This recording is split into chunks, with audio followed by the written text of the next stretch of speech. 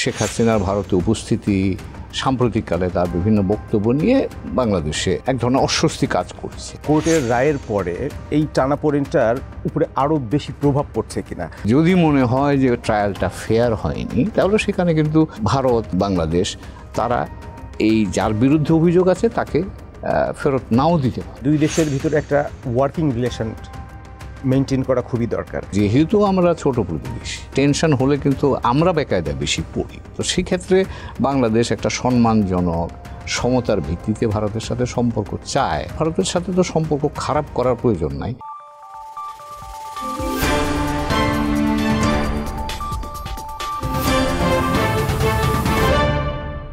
প্রিয় দর্শক, টিবিএস এর নিয়মিত আয়োজন রোড টু ইলেকশন আপনাদের স্বাগতম। আমাদের সাথে আজ অতিথি হিসেবে উপস্থিত আছেন সাবেক রাষ্ট্রদূত এম হুমায়ুন কবির। আমরা নির্বাচন, রাজনীতি এবং কূটনীতি প্রসঙ্গে আলোচনা করব। অ্যাম্বাসেডর হুমায়ুন কবির, আপনাকে স্বাগতম। ধন্যবাদ। আপনি কেমন আছেন? ভালো আছি। আপনারা আশা করি ভালো আছেন? আমরা সবাই ভালো আছি। এই যে সম্প্রতি একটা রায় হলো, আন্তর্জাতিক অপরাধ ট্রাইব্যুনালে মানবতা বিরোধী অপরাধে শেখ হাসিনার মৃত্যুদণ্ডাদেশ হয়েছে। তো এই রায়ের পরে শেখ হাসিনার রাজনীতির কেরিয়ারের কি এখানেই সমাপ্তি, নাকি আরো নতুন করে কোনো কঠিন পরীক্ষার সম্মুখীন হচ্ছে তাকে? কঠিন প্রশ্ন, আমি জানি না কিভাবে জবাব দিতে পারবো। তবে আবার ব্যক্তিগত কিছু যদি বলেন যে অবজারভেশন, একটা হচ্ছে যে অনেকেই বলেন যে এর আগেও তো আওয়ামী লীগ এইরকম বড় ধরনের ধাক্কায় পড়েছে, কিন্তু আবার ঘুরে দাঁড়িয়েছে। এবার বিষয়টা একটু ভিন্ন মনে হচ্ছে আমার কাছে। ভিন্নতার কারণটা হলো, প্রথম যে কারণ সেটা হচ্ছে যে বাংলাদেশের রাজনৈতিক দলগুলোর অভ্যন্তরীণ চরিত্রে কিন্তু বড় ধরনের পরিবর্তন হয়েছে গত 50 বা 55 বছরে যদি বলি। তার একটা হচ্ছে যে অনেকগুলো রাজনৈতিক দল তাদের সোলটা হারিয়ে ফেলছে, অর্থাৎ মরাল স্ট্রেংথ যেটা থাকে রাজনৈতিক দলগুলোর, যে ভিত্তিতে মানুষ তাদেরকে গ্রহণ করে। ব্যাংকরাপ্ট হয়ে পড়েছে, অনেকগুলোই মরালি ব্যাংকরাপ্ট হয়ে পড়েছে। এবং এই মরাল ব্যাংকরাপ্টসির জন্য যেটা হয়, আকর্ষণ তাদের কমে যায় মানুষের কাছে। তারা যতক্ষণ ক্ষমতায় থাকে ততক্ষণ ক্ষমতা ব্যবহার করে তারা রাজনীতি করতে পারে। ক্ষমতার বাইরে চলে গেলে তখন কিন্তু মানুষের মন থেকে তারা দূরে সরে যায়। আমার ধারণা আওয়ামী লীগ এখন এরকম একটা অবস্থা করতে। তাহলে এটা শুধু শেখ হাসিনার নয়, আওয়ামী লীগের জন্য একটা বড় কঠিন পরীক্ষা সামনে, আমার কাছে তাই মনে হচ্ছে। এবং আরেকটা উপাদান যেটা হলো যে প্রজন্ম একটা গুরুত্বপূর্ণ উপাদান। আমি নিজে যেহেতু এক সময়তে এই ধরনের সক্রিয়তার সুযোগ বা সক্রিয়তার সাথে যুক্ত থাকবার সুযোগ হয়েছিল, তাতে আমার ধারণা যে আওয়ামী লীগের মতো বড় দল একটা নতুন প্রজন্মকে হারিয়ে ফেলেছে। আর আপনি যেটা বলছিলেন, আগেও এরকম একটা পরিস্থিতির মধ্যে দিয়ে গেছে, বাট ওই সময় তো আওয়ামী লীগ ভিকটিম ছিল, রাইট? আর এবার তো আওয়ামী লীগের বিরুদ্ধে অভিযোগ হচ্ছে প্রিডেটর। এবার জনগণ ভিকটিম হয়েছে, জনগণকে ভিকটিম করার। এই জায়গাটা খুবই একটা জটিল জায়গা বলে আমি মনে করি। আর আগস্টের অভ্যুত্থানের পরে শেখ হাসিনা দেশ ত্যাগ করে ভারতে আশ্রয় নিয়েছেন, এবং তারপর থেকেই ইন্ডিয়ার সাথে বাংলাদেশের ডিপ্লোম্যাটিক সম্পর্কে একটা বড় টানাপোড়েন চলছে। এই কোর্টের রায়ের পরে এই টানাপোড়েনটার উপরে আরও বেশি প্রভাব পড়ছে কিনা, সংক্ষেপে যদি বলা যায়, বাংলাদেশ ইন্ডিয়ার সম্পর্কও কি নতুন পরীক্ষার সম্মুখীন হলো? একটা বাড়তি উপাদান তো যোগ হলো, এটা বলা বাহুল্য। তার কারণ হচ্ছে যে গত জুলাইয়ের বা অগাস্টে পরিবর্তনের পর থেকেই কিন্তু শেখ হাসিনার ভারতে উপস্থিতি, সাম্প্রতিককালে তার বিভিন্ন বক্তব্য নিয়ে বাংলাদেশে এক ধরনের, আপনি যদি বলেন এটাকে, এক ধরনের অস্বস্তি কাজ করছে। তো এখন যেহেতু একটা সিদ্ধান্ত, কোর্ট থেকে একটা সিদ্ধান্ত এসছে, এবং সেই সিদ্ধান্ত বাস্তবায়নের জন্য এক ধরনের একটা চাপ, রাজনৈতিক চাপও কিন্তু আছে। তার কারণ গত 15 বছরের ঘটনা প্রবাহ, গত জুলাই অগাস্টের যে ধরনের অপরাধ সংগঠিত হয়েছে, তার সাথে তার সংযুক্তির প্রেক্ষাপটেই তো এই রায়টা এসছে। এবং এখন মানুষ চাইছে যে এই রায়টা কার্যকর হোক। এটা আমি বলছি রাজনৈতিক বাতাবরণ। এখন প্রশ্ন আসবে সেটা, যেহেতু তিনি ভারতে আছেন, তাকে তো এখানে ফেরত আসতে হবে। এখন ভারত কি সেই জায়গায় ফেরত দেবে? এখানে 3টা উপাদান আমার কাছে মনে হয়, 3টা উপাদান কাজ করবে। কিভাবে কাজ করবে সেটা বলা মুশকিল, কিন্তু 3টা উপাদান এখানে আছে। একটা হচ্ছে শেখ হাসিনার নিজের সিদ্ধান্ত, তিনি কি সিদ্ধান্ত নিতে চান, তিনি কি আসতে চান কি চান না, এটা হলো একটা সিদ্ধান্ত। অথবা তিনি কি ভারতে থাকবেন না অন্য কোনো দেশে যাবেন, এটা একেবারেই তার সিদ্ধান্ত। এবার আসে বাংলাদেশ সরকারের সিদ্ধান্ত। বাংলাদেশ সরকার তাদের সিদ্ধান্ত জানিয়েছে আনুষ্ঠানিকভাবে গত ডিসেম্বরেই আমরা অনুরোধ করেছি। আমার ধারণা এখন কোর্ট থেকে একটা অর্ডারও হয়তো যাবে, এই কথা শুনছিলাম আমাদের আইন উপদেষ্টা মহোদয় বলছিলেন। সেটা যদি যায় তাহলে বাংলাদেশের সরকারের দিক থেকে তাদের অবস্থান তারা পরিষ্কার করে জানাবে যে আমরা তাকে ফেরত চাই। এখন প্রশ্ন আসবে যে ভারত কি সিদ্ধান্ত নেবে। এখানেও 2-3টা জিনিস আছে। ভারতের সাথে আমাদের একটা এক্সট্রাডিশন ট্রিটি আছে 2013 সালে। এই এক্সট্রাডিশন ট্রিটিতে ক্রাইমস এবং টেররিজম এই ঘটনাগুলির সাথে সম্পৃক্ত লোকজনকে দুই পক্ষই ফেরত আনবার জন্য একটা আয়োজন আছে, কিন্তু এর মধ্যে অনেকগুলো ফাঁক ফোকর আছে। যেমন সেকশন 6 আছে, যদি ক্রাইমসটা পলিটিক্যাল নেচার হয়, কিন্তু আবার কোয়ালিফায়ার আছে, যেমন পলিটিক্যাল কেউ যদি খুনের সাথে সম্পৃক্ত হন তাহলে সেটা পলিটিক্যাল হিসাবে বিবেচিত হবে না। কিন্তু আবার এটাও আছে যে পরে যে যদি মনে হয় যে ট্রায়ালটা ফেয়ার হয়নি তাহলে সেখানে কিন্তু ভারত বা যে কোনো বাংলাদেশ তারা এই যার বিরুদ্ধে অভিযোগ আছে তাকে ফেরত নাও দিতে পারে। তো কাজে এই জায়গাতে অনেকগুলো বিষয় আছে। সো আইনের একটা সুযোগ আছে এই এক্সট্রাডিশন ট্রিটির আওতায়, কিন্তু শেখ হাসিনা তো আর যেন সাধারণ নাগরিক নন, বন্দী নন, রাইট? বন্দী আমরা সেই বিতর্কে না গেলেও যেটা দাঁড়াবে, উনি তো একটা রাজনৈতিক ব্যক্তিত্ব এবং তার সাথে বাংলাদেশের ভারত বাংলাদেশ রাজনৈতিক সম্পর্ক এবং শেখ হাসিনা এই তিনটা তো এক জায়গায় সমান্তরালে দাঁড়িয়ে ছিল অনেক সময়তে। কাজে সেখানে ভারতের জন্য এটা একটা রাজনৈতিক সিদ্ধান্তের বিষয় যে তাকে ফেরত পাঠাবে কি না, কারণ তিনি ভারতের স্বার্থের, যদি বলি ভারতের স্বার্থের সংরক্ষণ করেছেন, ভারতের স্বার্থকে দেখভাল করেছেন, এবং যে কারণেই তো বাংলাদেশের মানুষ তার বিরুদ্ধে খেপে উঠবার এটাও একটা অন্যতম উপাদান হিসেবে কাজ করেছে। তো কাজে এখানে রাজনৈতিক সিদ্ধান্ত ভারত এটা ওনাকে রাজনৈতিকভাবে সিদ্ধান্ত নিয়ে পাঠাবে কিনা।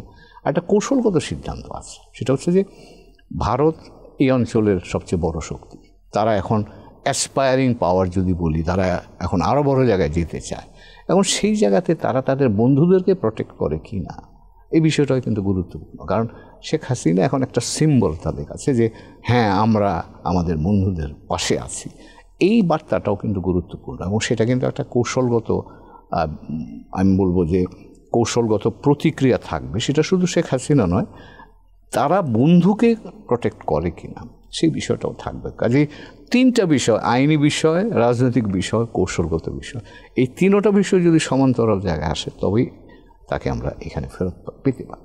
আপনি আইনগত বিষয়ের কথা বলছিলেন, আমি ভারতের মিডিয়াতে বিনা স্বীকৃতির একটা মন্তব্য পড়ছিলাম। উনি আমাদের ঢাকায় ভারতের হাইকমিশনার ছিলেন। উনি বলছিলেন যে আনুষ্ঠানিকভাবে এখনো তো শেখ হাসিনাকে ফেরত চাওয়া হয়নি। আমাদের পররাষ্ট্র মন্ত্রণালয় থেকে একটা স্টেটমেন্ট ইস্যু করা হয়েছে, প্রেস স্টেটমেন্ট। আনুষ্ঠানিকভাবে চাওয়ার পরে আপনার রায়ের কপি, রায়ের প্রসিডিংসের কপি, কি কি এভিডেন্স আছে সেগুলো পাঠাতে হবে। পাঠানোর পরে ইন্ডিয়ান গভর্নমেন্ট তখন এগুলো স্ক্রুটিনি করে দেখবে, যেটা হলো লিগেলি তাদের অবস্থানটা কি হতে পারে। তাহলে রায় নিয়ে যদি কোনো প্রশ্ন উঠে থাকে সেটা ইন্ডিয়ার সিদ্ধান্ত গ্রহণের পক্ষে যাবে কিনা? সিদ্ধান্ত গ্রহণকে প্রভাবান্বিত করতে পারে, যেমন গুড ফেইথ, এই বিচারটা গুড ফেইথে হয়েছে কিনা। সেখানে ভারতের এটা গুড ফেইথ শব্দটা কিন্তু এটা ব্যাখ্যার সুযোগ আছে। কাজে আপনি ব্যাখ্যা করতে পারেন এটা গুড ফেইথে হয়নি, আমি ব্যাখ্যা করতে পারি না গুড ফেইথে হয়েছে। তো কাজে এখানে এই ধরনের ব্যাখ্যার সুযোগ আছে, এবং এভিডেন্স যেটা বললেন আপনি বিনা স্বীকৃতির, এখানে পয়েন্ট আছে। সেটা হচ্ছে আমরা যখন অনুরোধ পাঠাবো তখন তো কোর্টের ভার্ডিক্ট এভরিথিং দিতে হবে, এবং তারাও সেটাকে মূল্যায়ন করবে, এবং দেখে তারপরে তাদেরও একটা সিদ্ধান্ত গ্রহণের ক্ষেত্রে এটা একটা উপাদান হিসেবে কাজ করবে, একমাত্র উপাদান নয়। যেমন দুই একটা আন্তর্জাতিক rights organization, HRW, Amnesty International, তারা কিন্তু এই রায়ের প্রক্রিয়ার ফেয়ারনেস নিয়ে কোশ্চেন তুলেছে। আপনি অবশ্যই খেয়াল করে দেখেছি। ফেয়ারনেস বলতে তারা যেটা বলছে পদ্ধতি, তারা দুইটা বিষয় তুলেছে। একটা হচ্ছে যে মৃত্যুদণ্ড পৃথিবীর বিভিন্ন দেশে নাই, কাজে এটাকে তারা অনেকেই সমর্থন করে না, এটা একটা বিষয়। দ্বিতীয় যেটা বিষয় বলছে যে এখানে তার পক্ষ হয়ে যে উকিল বা যে আইনজীবী লড়েছেন সেখানে তিনি যথেষ্ট শক্তিশালীভাবে লড়েন নিয়ে এরকম একটা বিষয় আছে। তো এগুলি আপেক্ষিক বিষয়, কিন্তু আইনি প্রক্রিয়ায় যেগুলো আছে, এভিডেন্স যেগুলো আছে, সেগুলো যদি যথার্থ প্রমাণ করার সুযোগ থাকে, যেটা প্রমাণিত হয়েছে কোর্টের চোখে, সেখানে আমার মনে হয় খুব বেশি এই ধরনের ব্যাখ্যা সিদ্ধান্তকে নিয়ন্ত্রণ করার জন্য। এমনিতে আন্তর্জাতিক রাজনীতিতে আগেও তো অনেক স্বৈরাচার ক্ষমতাচ্যুত হয়ে দেশ ছেড়ে পালিয়ে গিয়ে অন্য দেশে আশ্রয় নিয়েছেন, তাদেরকে ফেরত পাঠানোর, তার নিজ দেশে ফেরত পাঠানোর রেকর্ড কি খুব বেশি আছে? আছে কিছু কিছু আছে, কিন্তু এটা যেমনটা বলছিলাম, এটা চূড়ান্ত বিবেচনায় গিয়ে রাজনৈতিক সিদ্ধান্ত হিসাবেই বিবেচিত হয়ে থাকে। আমাদের আইন উপদেষ্টা একটা কথা বলেছেন, উনি বলেছেন শেখ হাসিনাকে ফেরানোর জন্য দরকার হলে আমরা আন্তর্জাতিক আদালতে যাব, মানে আইসিসিতে যাব। তো ইন্ডিয়া তো এটার মানে যদি যাই আমরা, এটার প্রভাব কি হবে? এখানে আমি জানি না, তিনি বলেছেন কথাটা আমি শুনেছি, কিন্তু এর আইনগত বিধান কি হবে? কারণ এই রায় ঘোষণার পরে আওয়ামী লীগের একটা মহল থেকে বলা হচ্ছিল যে এটা বিচারটা এখানে না হয়ে আন্তর্জাতিক আদালতে আইসিসিতে কেন হয়নি। তো কাজেই সেই ধরনের বক্তব্যের পাশাপাশি যদি আমরা এখন যেতে চাই, সেটার বিধান কি হবে, সুযোগ কি হবে, সেটা বোধহয় আরেকটু পর্যালোচনার সুযোগ আছে। ইন্ডিয়া তো আইসিসির পার্টি না, পক্ষ না, তারা রোম স্ট্যাটিউট র্যাটিফাইও করেনি, এটার স্বাক্ষরও করেনি। তাহলে আইসিসিতে যদি আমরা যাইও, আইসিসির কোনো জুরিসডিকশন আছে ইন্ডিয়ার উপরে? কোনো জুরিসডিকশন নাই, কিন্তু এখানে একটা কূটনৈতিক চাপ থাকে। এখন ধরেন আইসিসি যদি একটা সিদ্ধান্ত নেয়, ইন্টারপোল ধরেন, এখন আমি আইসিসির কথা পরে গেলাম, ইন্টারপোলই যাও, বাংলাদেশ যদি ইন্টারপোলের কাছে অনুরোধ করে যে তাকে ফেরত পাঠাবার জন্যে তারা উদ্যোগী হোক, সেই ক্ষেত্রেও কিন্তু ভারতের উপর একটা কূটনৈতিক চাপ আসবে, কারণ ভারত ইন্টারপোলের সদস্য। কাজে ইন্টারপোল যদি ভারতকে বলে যে তুমি ফেরত পাঠাও, ভারতের পক্ষে কূটনৈতিকভাবে বেশ একটা অকওয়ার্ড সিচুয়েশন তৈরি হতে পারে। তো কাজেই এখনও আমার ধারণা এই বিষয়গুলো দেখবার মতো সুযোগ আছে। এছাড়াও কিন্তু আরেকটা জিনিস বলে রাখা দরকার, শেখ হাসিনার নিজেরও কিন্তু আইনি প্রক্রিয়ার অনেকগুলো সুযোগ এখানে আছে। তিনি মানে আপিল করতে পারেন, তারপরে ফাইনাল সিদ্ধান্ত সেটাই বলছি। তিনি এসেও যদি এটা করেন, তাহলে আরও 2-3টা আইনের সুযোগ তার জন্য আছে। কূটনীতি নিয়ে যেমন বলছিলাম, তাহলে বাংলাদেশ ইন্ডিয়া সম্পর্ক কি শেখ হাসিনা ইস্যুতেই আবদ্ধ থাকবে, বন্দী থাকবে, নাকি এর আরও ডাইমেনশন আছে? এর অনেকগুলো ডাইমেনশন আছে তো, এবং সেই ডাইমেনশনগুলো কম গুরুত্বপূর্ণ নয়। তার কারণ হচ্ছে, ধরেন আমরা এমনভাবে একে অপরের সাথে জড়িয়ে আছি যেখানে একটা নিরাপত্তার বিষয় আছে।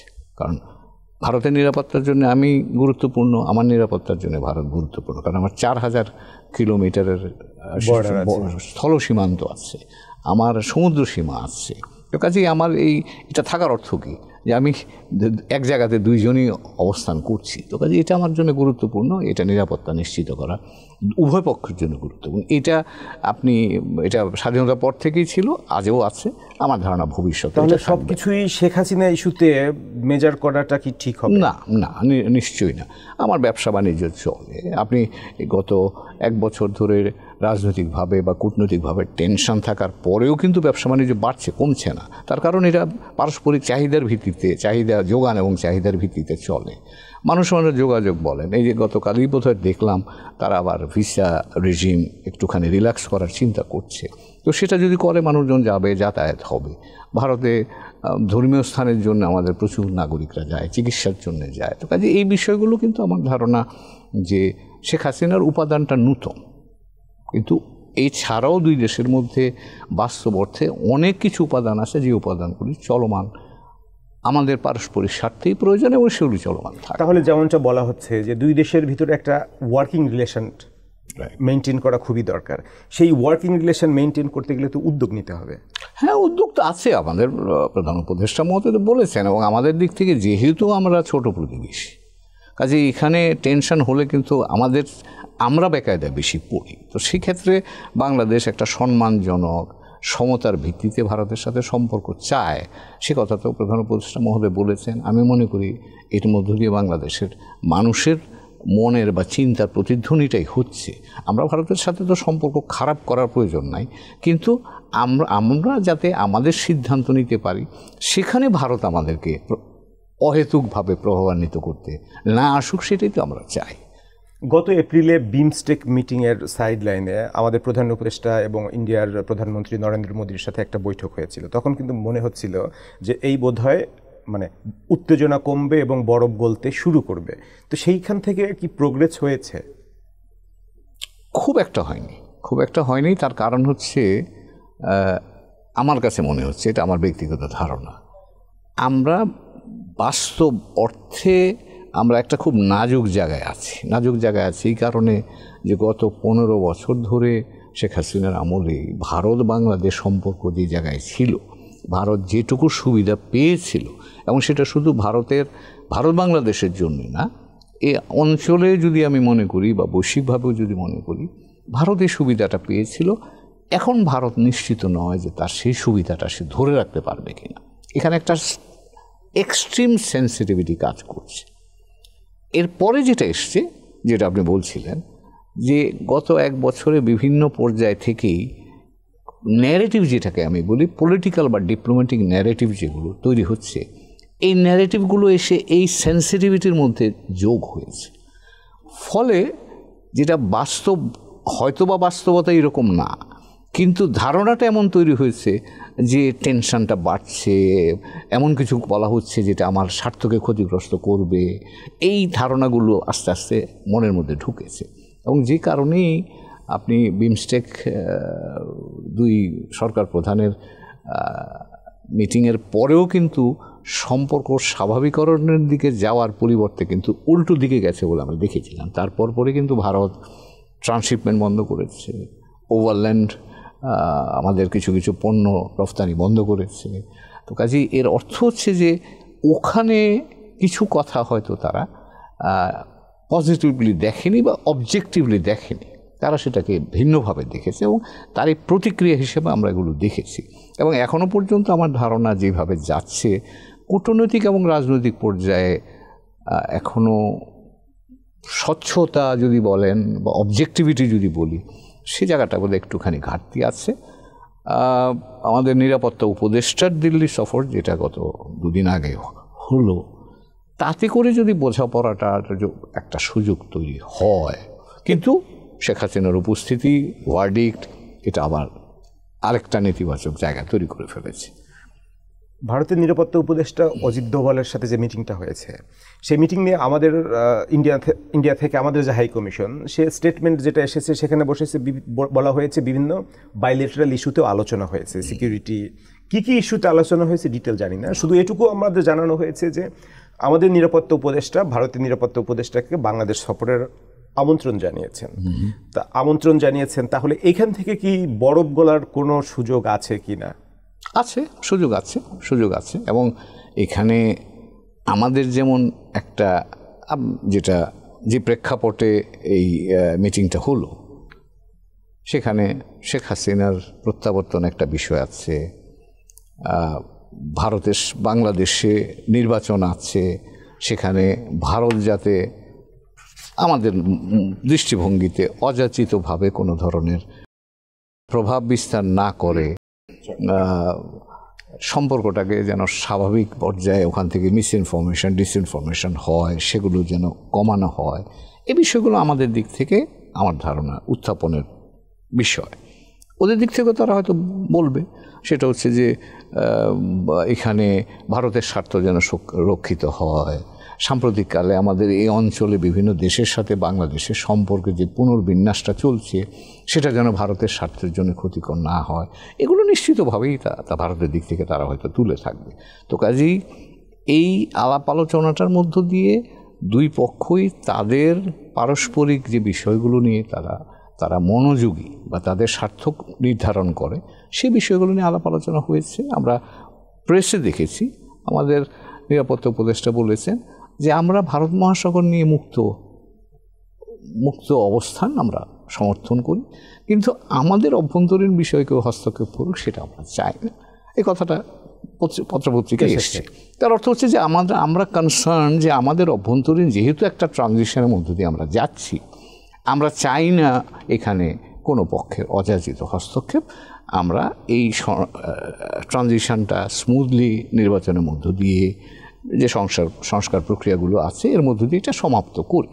তো কাজে এটা বোঝা যাচ্ছে যে মূলত পারস্পরিক মত বিনিময়ের একটা জায়গা তৈরি হয়েছিল, এর মধ্য দিয়ে যদি খানিকটা আস্থার জায়গা তৈরি হয়, তাহলে আমার ধারণা সম্পর্কটা স্বাভাবিককরণের দিকে যেতে পারে। যেমন অক্টোবরে অজিত দোভালের একটা স্টেটমেন্ট আপনার দৃষ্টি আকর্ষণ করেছে, বাংলাদেশ, শ্রীলঙ্কা, নেপালের যে সরকার পতন হলো, তার আগের নেগেটিভ ইন্ডিয়ার যেটা ছিল সেখান থেকে কিন্তু কমপ্লিটলি অপোজিট এসে উনি বলেছেন যে এইসব দেশগুলোতে গুড গভর্নেন্সের ঘাটতি ছিল, ট্রান্সপারেন্সির অভাব ছিল, এইসব কারণে সরকার পতন এখানে হয়েছে।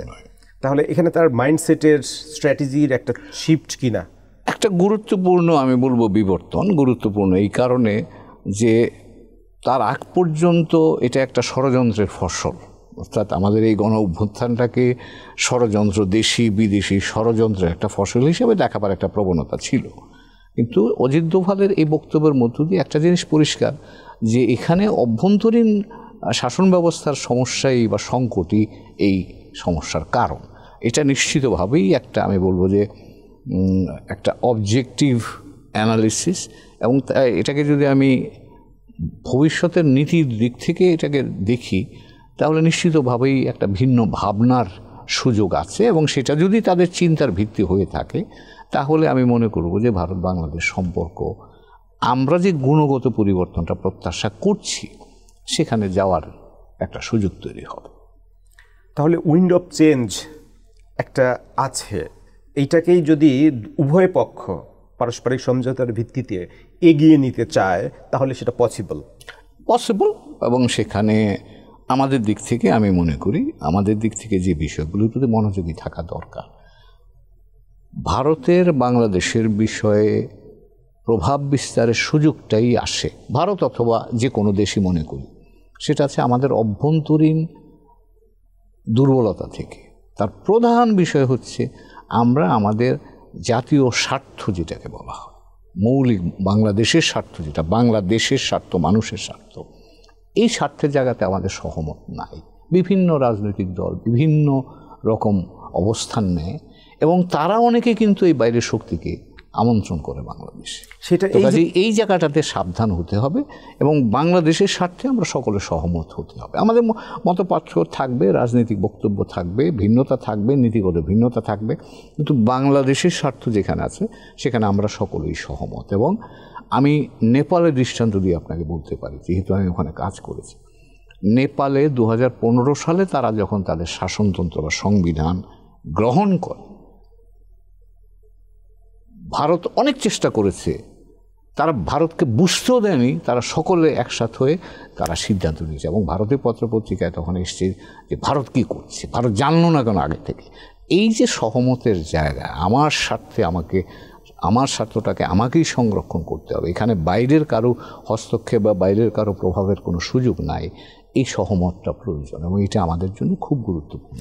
At the same time Bangladesh অর্থনীতি আমার এমনভাবে বিশ্বায়িত হয়েছে বা বাইরের বিশ্বের সাথে এখন জড়িত হয়ে যাচ্ছে, আমাকে এখানে কিন্তু এই মুক্ত বিশ্বের সাথে চলবার জন্যে আমার অভ্যন্তরীণ অনেক সংস্কার, সেটা মনস্তাত্ত্বিক সংস্কার বলেন, কাঠামোগত সংস্কার বলেন, কূটনৈতিক সংস্কার বলেন, দৃষ্টিভঙ্গিগত সংস্কার বলেন, আমার অনেক লাগবে। তো কাজে সেখানে আমার ওপেন হতে হবে, আমাকে মুক্ত চিন্তার মধ্যে যেতে হবে, এবং সেটাও কিন্তু গুরুত্বপূর্ণ। কারণ আমি একটা একেবারে সাক্ষাৎ বিষয় যদি আনি, গত আন্দোলনটা হয়েছিল তরুণ প্রজন্মের কর্মসংস্থানকে কেন্দ্র করে। কর্মসংস্থান ভবিষ্যতের যে কোনো সরকার আসলে তার প্রধান প্রায়োরিটি হবে কর্মসংস্থান কী করে আপনি করবেন। কর্মসংস্থান করতে গেলে আপনার বিনিয়োগ দরকার হবে, সেটা দেশি এবং বিদেশি দুটো বিনিয়োগই লাগবে। কোনো বিনিয়োগকারী, সেটা দেশি হোক কি বিদেশি বিনিয়োগকারী হোক, কোনো বিনিয়োগকারী বিনিয়োগ করবে না যতক্ষণ পর্যন্ত তার পুঁজির গ্যারান্টি বা নিরাপত্তা না দিতে পারবো আমরা। সেই নিরাপত্তা দিতে গেলে আপনাকে আইনের শাসন করতে হবে, আইনের শাসন রাখতে হবে। তো কাজে আপনি চিন্তা করেন অনেকগুলো বিষয়, কিন্তু প্রতিবেশী দেশের সাথে যদি এরকম উত্তেজনাকর পরিস্থিতি বিরাজ করে তাহলে সেটা বিনিয়োগের উপরে কোনো প্রভাব নিশ্চয়ই নেতিবাচক। কারণ পৃথিবী যখন বাংলাদেশের দিকে দেখে তখন কিন্তু তারা শুধু বাংলাদেশকে দেখে না, তারা একটা বড় প্রেক্ষাপট দেখে। সেখানে ভারত থাকে, দক্ষিণ এশিয়া থাকে, দক্ষিণ পূর্ব এশিয়া থাকে, এমনকি চীনও ওখানে থাকে।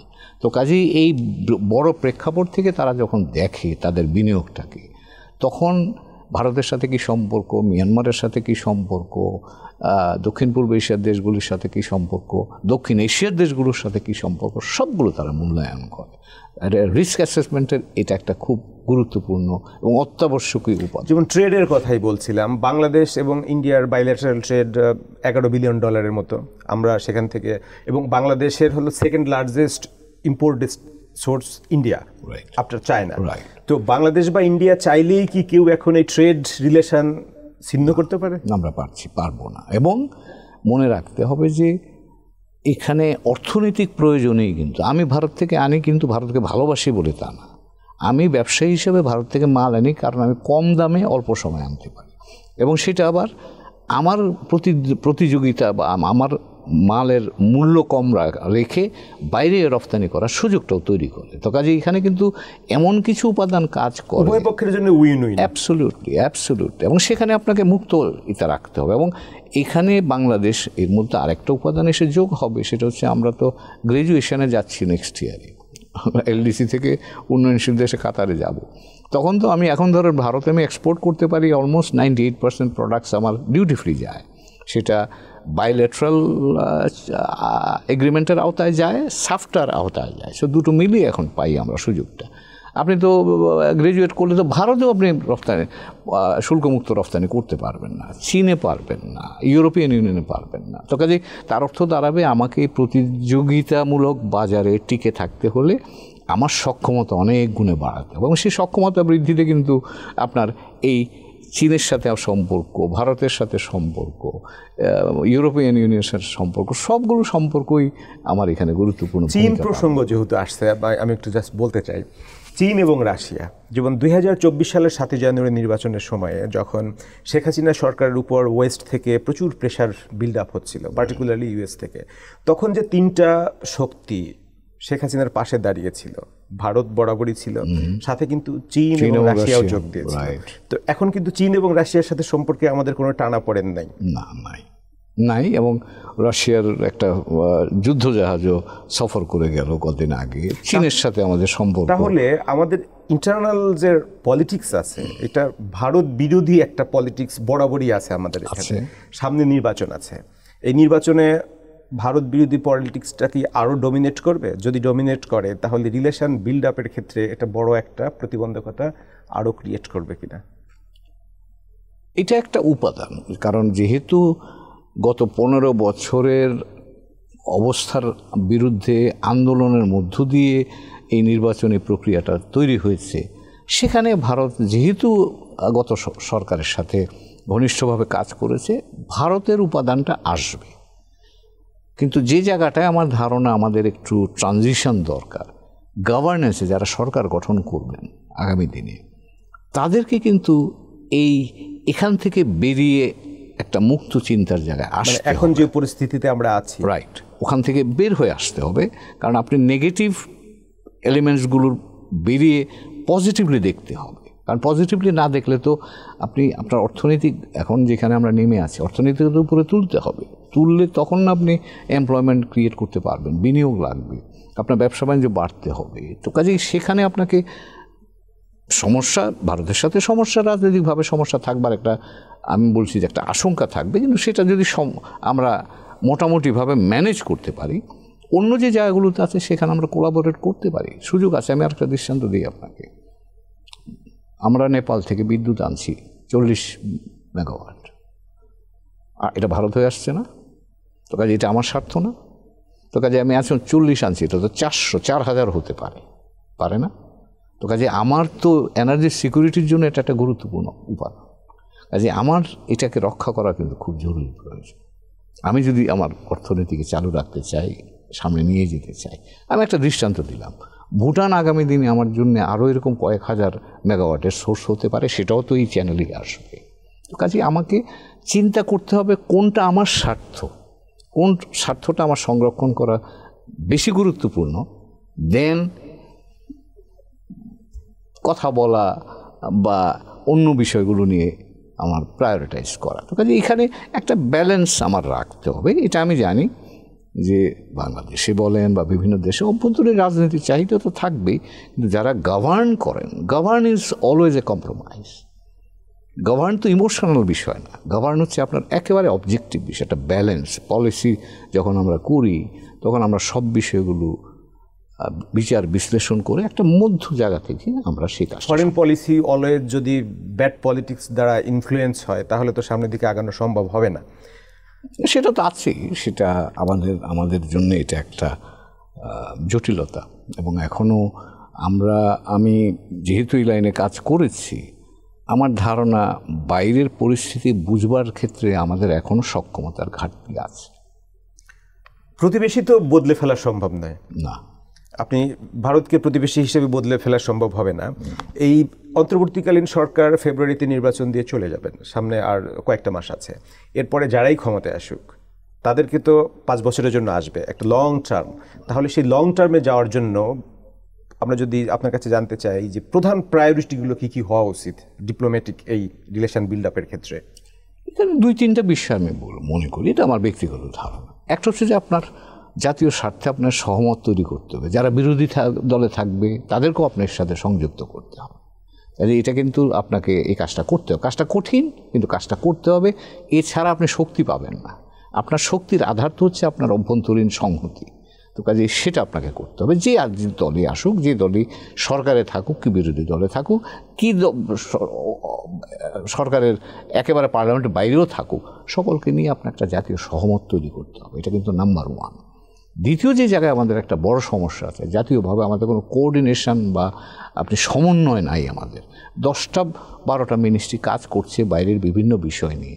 10 মিনিস্ট্রি 10 রকমভাবে কাজ করে এবং তারা প্রত্যেকেই তাদের ইচ্ছা মতো সেই বাইরের পৃথিবীর সাথে যোগাযোগ রাখবার চেষ্টা করে। এখানে একটা সমন্বয় দরকার, এটা খুব জরুরি। এটা আমলাতান্ত্রিকভাবে হতে পারে, রাজনৈতিক পর্যায়েও হতে পারে। অন্তত এই 2টা কাজ আমাকে অভ্যন্তরীণভাবে করতে হবে। এরপরে যেটা আসবে, যেটা বলছিলেন, আমরা আলোচনা করলাম, আমার এই অঞ্চলের দেশগুলোর সাথে সম্পর্কটাকে স্বাভাবিক করতে হবে আমার স্বার্থের আলোকে। এখানে খুব খুব দক্ষিণ এশিয়ার প্রেক্ষাপটে বিষয়টা কিন্তু এক্সট্রা সেন্সিটিভ। কেন সেটা বিস্তারিত গেলাম না। এখানে আমার স্বার্থের আলোকে যার সাথে যতখানি প্রয়োজন সেই পর্যায়ে সম্পর্ক আমার রক্ষা করতে হবে এবং এখানে যেন কোনো ধরনের প্রতিদ্বন্দ্বিতার মধ্যে আমরা না ঢুকি। এটা আমার 1 নম্বর বিষয় মনে রাখতে হবে। কারণ এখানে যদি শান্তিপূর্ণ পরিবেশ না থাকে তাহলে আমার এখানে বিনিয়োগ পাবো না আমি। তাছাড়া আমার ব্যবসা বাণিজ্য তো, যেটা আপনি বলছিলেন, চীনের সাথে চীন আমার 1 নম্বর ইম্পোর্ট সোর্স, ভারত আমার 2 নম্বর ইম্পোর্ট সোর্স। এগুলোকে সমৃদ্ধ করে যেতে হবে আমার নিজের এক্সপোর্ট বাড়াবার জন্য। তো কাজে সেটা আমাকে এই জায়গায় স্থিতিশীলতা, শান্তিপূর্ণ পরিবেশটা বজায় রাখতে হবে বাংলাদেশকে। এবং এখানে কোনো ধরনের টেনশনের মধ্যে আমাদের ঢুকবার প্রয়োজন আছে বলে আমরা মনে করি না। এটা গেল এক প্রধান বিষয় আমার। এরপরে আসবে আমার যারা পার্টনার্সরা আছে তাদের সাথে আমার এখন ধরেন এনার্জি সিকিউরিটি দরকার, আমার এখন কম্পিটিটিভনেস তৈরি করা দরকার, আমার ডিজিটাল টেকনোলজির দিকে যাওয়া দরকার, আমার জনশক্তিকে তৈরি করা দরকার, আমার বিদেশি বিনিয়োগ দরকার। এখন এই কাজগুলোর জন্য আমি যার সাথেই প্রয়োজন, সেটা চীন হতে পারে, মার্কিন যুক্তরাষ্ট্র হতে পারে, আসিয়ান হতে পারে, ইউরোপিয়ান ইউনিয়ন হতে পারে, যাদের সাথে আমার কাজ করা দরকার তাদের সাথে আমাকে কাজ করতে হবে। তো কাজেই এখানে আমি বলবো যে আমরা এতদিন যেই লেভেলে খেলতাম, আমার ধারণা আগামী সরকার এবং গ্র্যাজুয়েশনের পরে আমাদের খেলাটাকে কিন্তু আরেক লেয়ার উপরে তুলতে হবে, অ্যাডভান্স লেভেলে খেলতেই হবে। এছাড়া তো উপায় নাই আমার। আমি এই প্রতি বছর 20 লাখ তরুণ কর্মসংস্থানের দিকে আসছি।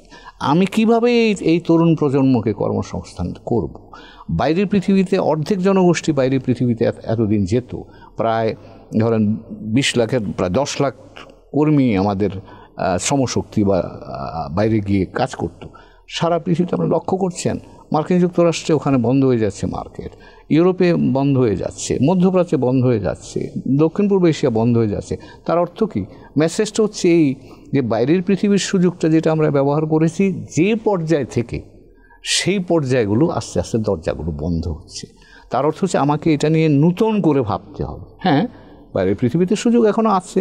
কাদের আছে? যারা দক্ষ তাদের আছে, যারা অদক্ষ তাদের জন্য নাই। কাজে আমাকে এখন চিন্তা করতে হবে কিভাবে আমি এই অদক্ষ জনগোষ্ঠীকে দক্ষতায় নিয়ে যাব, তাইলে আমি সে বাইরের বাজার ধরে রাখতে পারব। তো কাজেই অনেক কাজ আমাদের। আমি বলছি যে আপনি বলেন আপনি পণ্য পাঠাবেন বাইরে, মানুষ পাঠাবেন বাইরে, আপনি বিনিয়োগ আনবেন, এই কাজগুলো বেশ জটিল। এবং আমরা এতদিন যেভাবে চিন্তা করেছি, যে প্রক্রিয়ার মাধ্যমে এগুলোকে ব্যবহার করেছি, সবগুলো পরিবর্তন করতে হবে। যদি আমাকে আমার এই জনগোষ্ঠীকে বিশেষ করে তরুণ প্রজন্মের জন্য আমি কর্মসংস্থান করতে চাই, শিক্ষা দিতে চাই, বিশ্বের জন্য সারা বিশ্বে তাদের বাজার যে আছে সেই বাজারের জন্য তাদেরকে উপযুক্ত হিসাব পেতে চাই, এবং আগামী দিনে ডিজিটাল যে ইকোনমি তৈরি হচ্ছে, দক্ষিণ পূর্ব এশিয়ার কথা যদি বলেন, ভারত যাচ্ছে এখানে। তো কাজে আমার এই ডিজিটাল ওয়ার্ল্ডে যদি আমাকে যেতে হয়, তাহলে এতদিন যেভাবে কাজ করেছি এইভাবে কাজ করলে তো আমার হবে না, আমাকে ভিন্নভাবেই কাজ করতে হবে। তো কাজে ভবিষ্যৎ যে সরকার আসবে তাদের জন্য আমার ধারণা এজেন্ডাটা is quite heavy. Ambassador Humayun Kabir, আমাদের আলোচনায় সময় দেওয়ার জন্য আপনাকে ধন্যবাদ। আপনি ভালো থাকবেন, সুস্থ থাকবেন, নিরাপদে থাকবেন। আপনাকে ধন্যবাদ। আমাদের বন্ধুরা যারা দেখছেন তাদের সকলকে শুভেচ্ছা, ভালো থাকবেন। প্রিয় দর্শক, আজ এ পর্যন্তই। আমাদের সাথে থাকার জন্য আপনাদেরকে ধন্যবাদ। আপনারা ভালো থাকবেন, সুস্থ থাকবেন, নিরাপদে থাকবেন।